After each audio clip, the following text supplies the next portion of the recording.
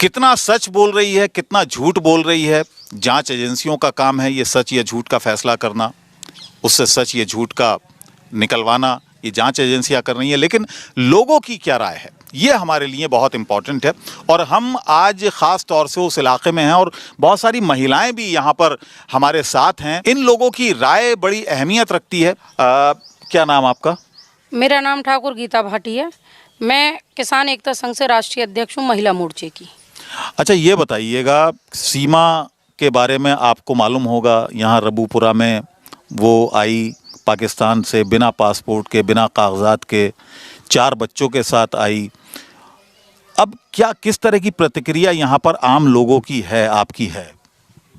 देखिए, हमारी नज़र में तो सबसे बड़ी बात एक है भैया, पूरे भारत की जो हमारी सुरक्षा एजेंसियां हैं, एक महिला उन एजेंसियों को ठेंगा दिखा के 4 बच्चों के साथ पाकिस्तान से दुबई, दुबई से नेपाल, नेपाल से अपना दिल्ली और पता नहीं कहाँ कहाँ होते हुए चली आई। और किसी भी एजेंसी को, कहाँ हैं हमारी सुरक्षा एजेंसियां जिन पे लाखों करोड़ों अरबों खरबों रुपए सरकार खर्च कर रही है? अगर एक महिला इतनी आसानी से आ सकती है तो कोई भी आसानी से आ सकता है। और प्यार की बात आप पूछ रहे हो, सही कहा है, प्यार तो इसने गुलाम हैदर से भी किया, ये तो इनकार करती है। लेकिन मैं खुद एक महिला हूँ। प्यार करना एक ही बार प्यार होता है, पति भी हो, परिवार हो, लड़ाइयाँ भी होती हैं, झगड़े भी होते हैं और प्यार भी होते हैं।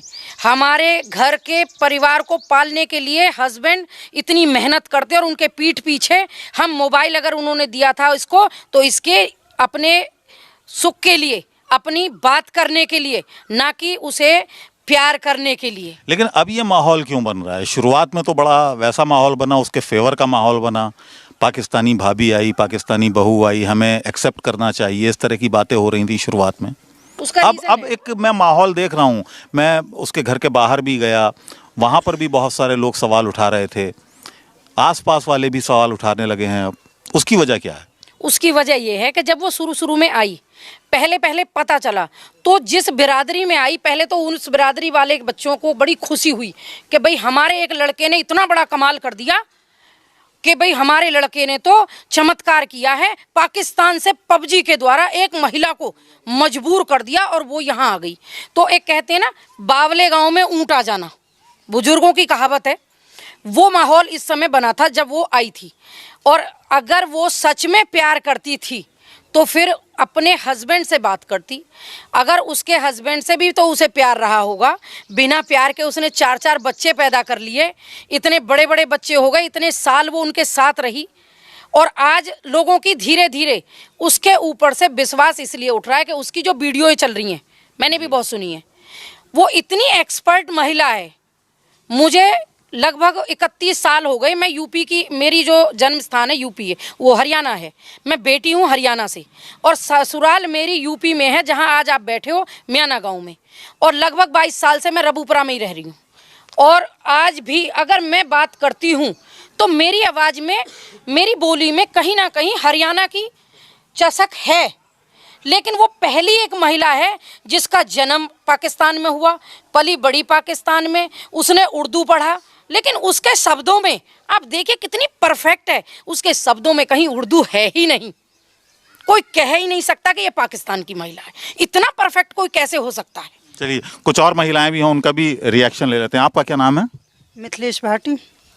क्या मानती हैं आप, या क्या ये सच्ची मोहब्बत ही है, या इसके पीछे कोई षड्यंत्र भी, जैसा कि अब यहाँ पर चर्चाएं हो रही हैं, वो भी हो सकता है?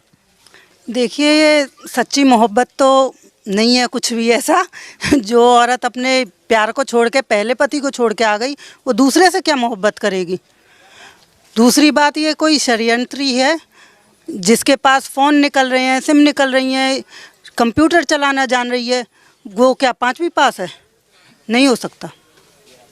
लेकिन उसका तो यही कहना है कि पिछले 3 साल से वो सचिन के संपर्क में हैं, पबजी खेल रहे थे, तब उससे हमारी शुरुआत हुई, बातचीत की, दोस्ती हुई, फिर बातचीत शुरू हुई, फिर फ़ोन नंबर्स का आदान प्रदान हुआ, और उसके बाद फिर ये प्यार परवान चढ़ा। तो इसको मोहब्बत ना कहना, वो उसको भी चैलेंज कर रही है, उन लोगों को भी चैलेंज करती है जो उसको मोहब्बत नहीं मान रहे हैं। जी, ये बेकार की बातें हैं सब। ये नई पीढ़ी के लिए नुकसानदायक हैं, क्योंकि नई पीढ़ी जो आएगी बच्चे देखेंगे वो बिगड़ेंगे इस चीज़ से, सुधरेगा कोई नहीं। और फिर इतनी दूर से वो चल के आई है, कुछ हुआ नहीं, किसी ने रोका नहीं, नॉर्मल सी बात है, कुछ तो राज है इसमें। चलिए अब कुछ पुरुषों का भी हम रिएक्शन ले लेते हैं, बहुत सारे। आपका क्या नाम है? दुर्गा प्रसाद। एक महिला पाकिस्तान से आई है, क्या कहना है इसके बारे में? क्या वो महिला सही है, या इस प्यार को आप क्या नाम देना चाहोगे? देखो जी, जब प्यार वाले वही ना मानो तो यहीं क्या मानती हो, क्यों आई है? जब प्यार वाले वही ना मानो तो यहाँ को प्यार कैसे चलेगा? क्यों आई है? हमें तो कोई सब संख्या यही है कि कोई जासूस है या कोई वैसी बात है। जांच एजेंसियों को जांच करनी चाहिए। जांच करनी चाहिए एजेंसियों, कोई जानकारी नहीं हुई। नाम है आपका?